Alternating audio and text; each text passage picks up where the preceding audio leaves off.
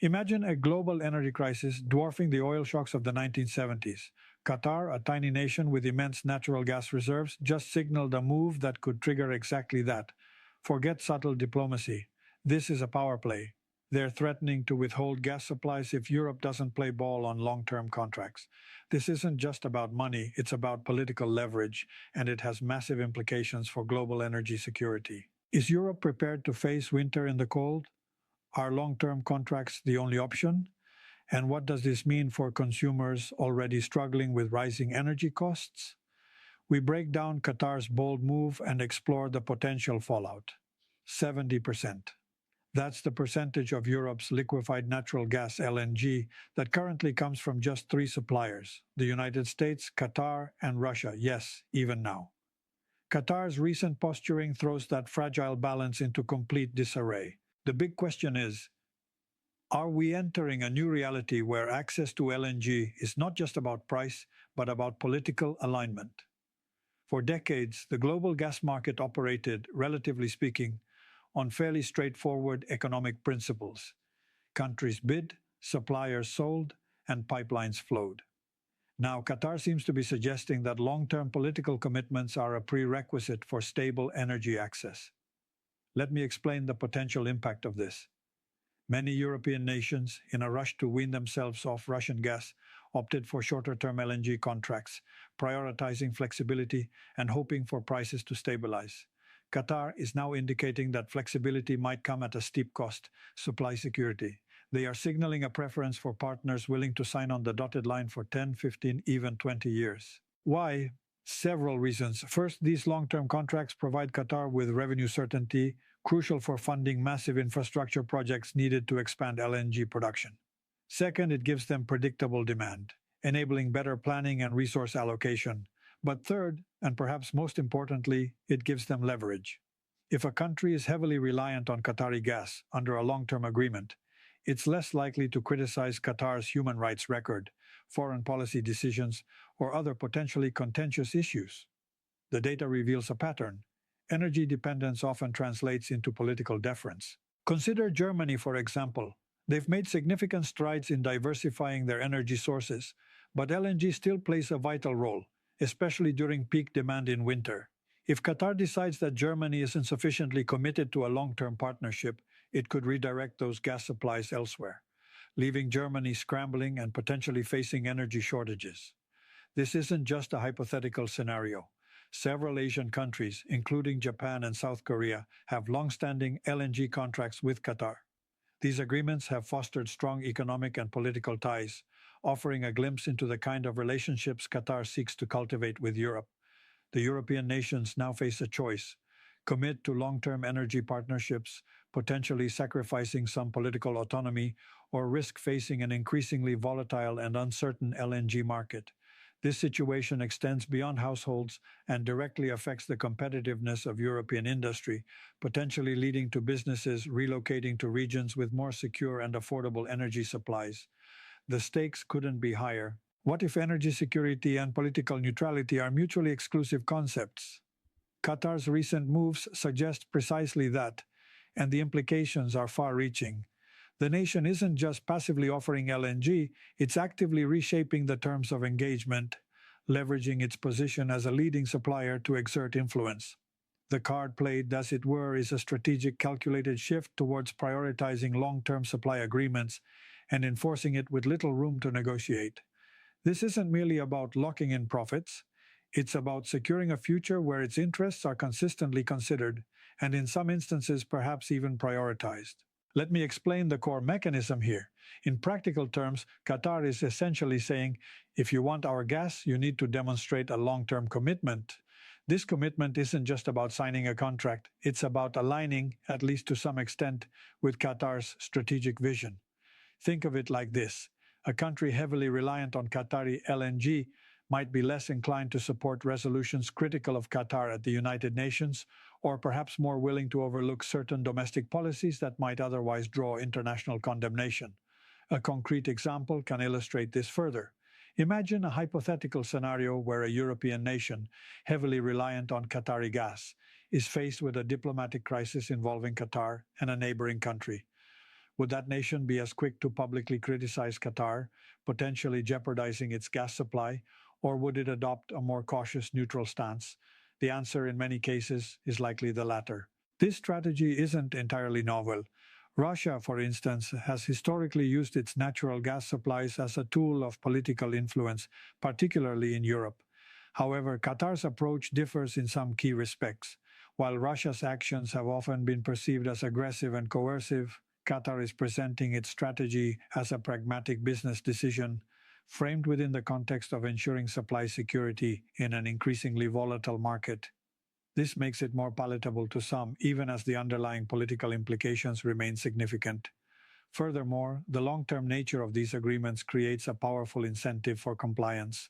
A country that has invested heavily in infrastructure to receive and process Qatari LNG is unlikely to risk jeopardizing that investment by taking actions that might anger Qatar. The switching costs, both economically and politically, are simply too high. The evidence shows a clear trend. Nations seeking stable energy supplies may find themselves subtly, or not so subtly, aligning their foreign policies with the interests of their energy providers. This isn't necessarily a conscious quid pro quo, but rather a natural consequence of interdependence. When a significant portion of a nation's energy needs is dependent on a single source, that source inevitably gains a degree of leverage. This leverage extends beyond the realm of foreign policy. It can also influence domestic policy decisions.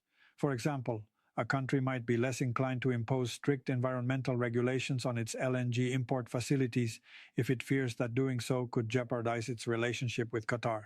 The data reveals that considerations about energy security often outweigh environmental concerns, particularly in times of crisis. Ultimately, Qatar's play is about more than just selling gas.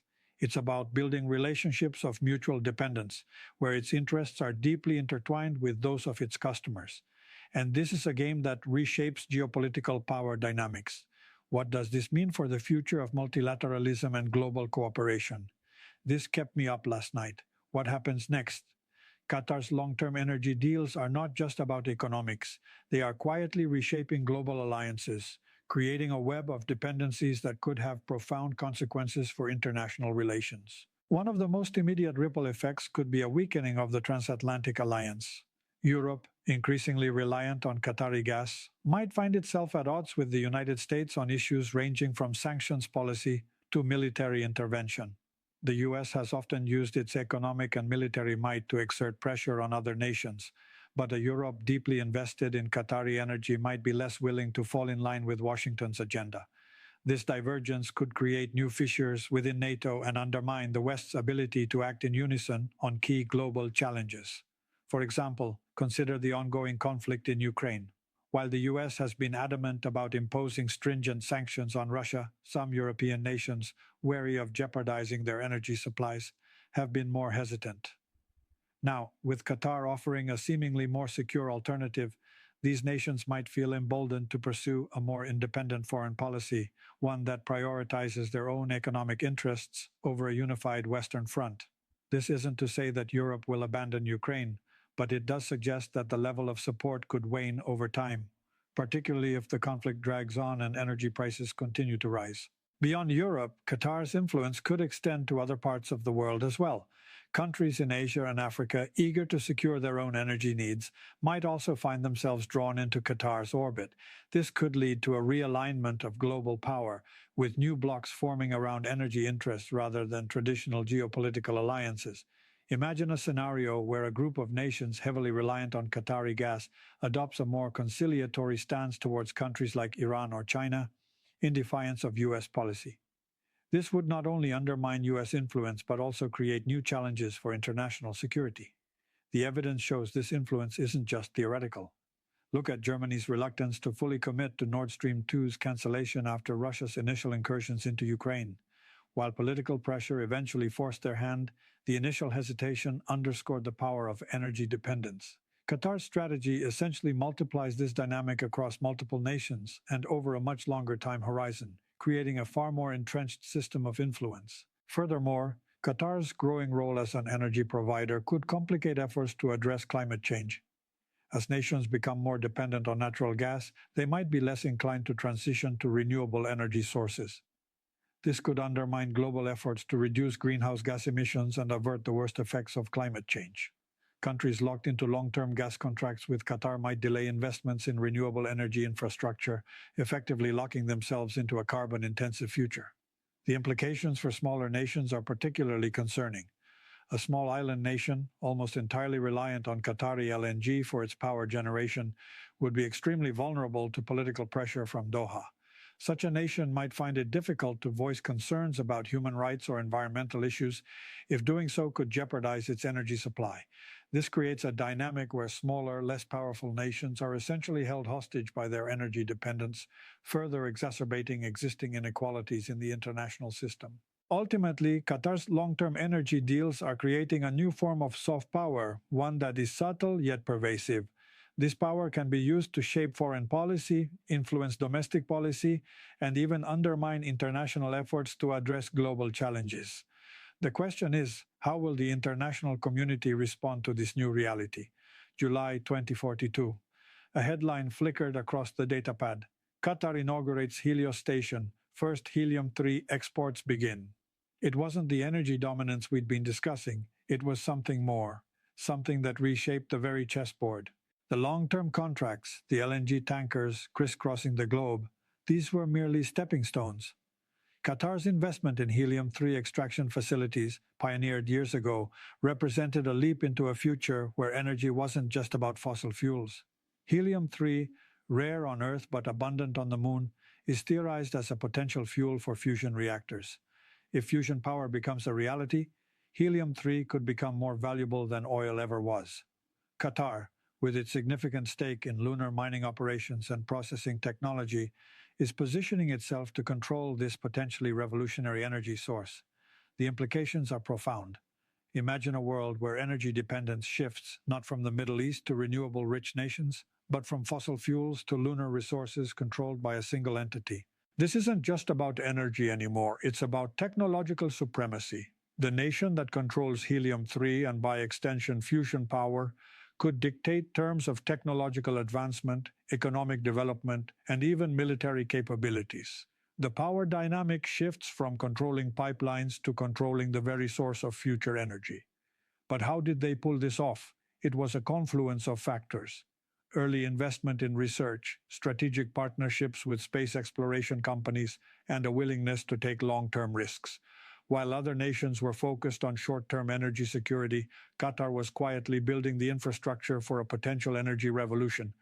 The data reveals a consistent pattern of investment in cutting-edge technologies, far exceeding what would be expected from a nation of its size. For example, Qatar established the Lunar Resources Institute decades ago, funding research into lunar geology, resource extraction techniques, and fusion reactor technology.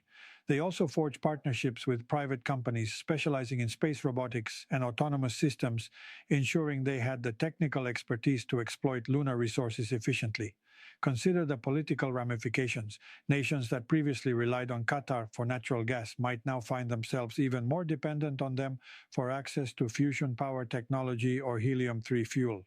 This could further solidify Qatar's influence on global politics, potentially giving them leverage in areas far beyond energy policy. A nation needing access to this energy source might be compelled to align its foreign policy with Qatar's interests, even if it conflicts with its own values or strategic objectives. I mean, it's not just governments that could be affected. Industries dependent on reliable energy supplies, such as manufacturing, transportation, and agriculture, could also be subject to Qatar's influence. This could lead to a concentration of economic power in the hands of a single nation, potentially stifling innovation and competition. The potential for disruption is immense. If fusion power becomes a viable alternative to fossil fuels, it could render existing energy infrastructure obsolete. Nations that have invested heavily in renewable energy sources such as solar and wind power might find themselves at a disadvantage if fusion power proves to be cheaper and more efficient. This shift could also have significant geopolitical implications. Nations that are currently major energy producers, such as Russia and Saudi Arabia, might see their influence decline as the demand for fossil fuels diminishes. This could lead to instability and conflict as these nations struggle to adapt to a new world order. The question is, are we prepared for a world where energy dominance is not about oil fields, but lunar landscapes? How do we ensure this new power dynamic doesn't lead to even greater inequalities and instability? These are the questions we need to be asking now. If you found this analysis insightful, be sure to subscribe for more in depth geopolitical analysis.